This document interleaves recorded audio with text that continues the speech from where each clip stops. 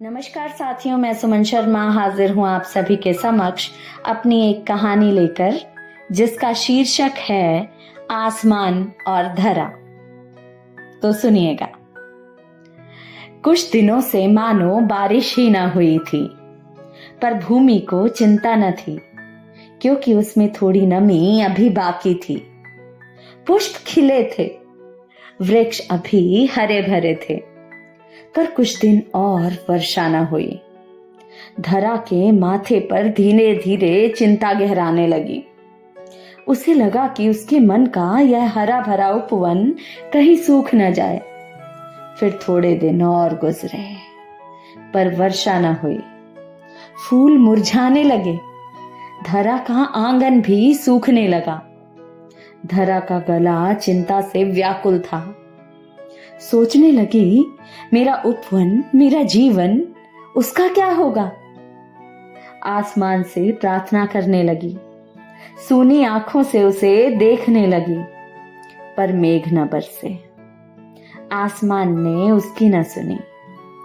तड़पने लगी, प्रार्थना करने लगी, सूखने लगी, दरार आने लगी। बार बार कहने लगी, भेजो ना बादल को संदेश, मैं प्यासी हूं आसमान, आओ ना बूंद बनकर, बरसाओ ना मुझ पर अपने प्रेम की बौछार। कई दिनों तक यही प्रार्थना, पर कोई असर नहीं। धरा भी सूनी सी देखती रहती। बस अपने मन से कहती, मेरा कोई कसूर है क्या, या तुम्हें प्रेम ही नहीं मुझसे। कभी मिलता तो कहता, तुम मेरे मन में हो, साथ नहीं संग नहीं तो क्या हुआ। कभी बहुत दिनों तक कुछ ना कहता, बस चुप रहता। एक दिन अपने मन से ही पुकारने लगा, बुलाने लगा। धरा रूठी थी, पर धरा को उदासी सी आवाज आई। रुक ना पाई और एक ही आवाज में पिघलने लगी। दूसरी आवाज और पूर्णतः व्याकुल, जैसे कोई प्यासा वर्षा के दीदार को व्याकुल। मिलने को दौड़ी, बोली, उदास हो तुम। वह बोला, नहीं, बस मिलने की चाह थी। कहने लगी, आज क्यों, तेरा मन चाहा इसीलिए। कहने लगा, तेरा मेरे मन से ब्याह हुआ है, मैं जब भी पुकारूं तुम्हें आना होगा। धरा ने पूछा, जब मैंने चाहा तब क्या। और यही सवाल जवाब चलते रहे। प्रीत, ऐसे ही तो तुमने भी कहा ना कि तुम्हारे शब्दों का मेरे शब्दों से ब्याह हुआ है।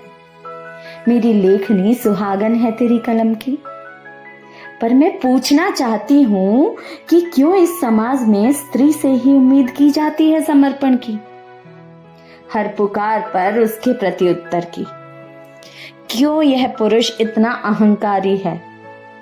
बताए ना सच सच, या तो प्रेम का मूल्य है इसकी नजर में या फिर नहीं। या तो पुरुष को स्त्री मन से प्रेम चाहिए या नहीं।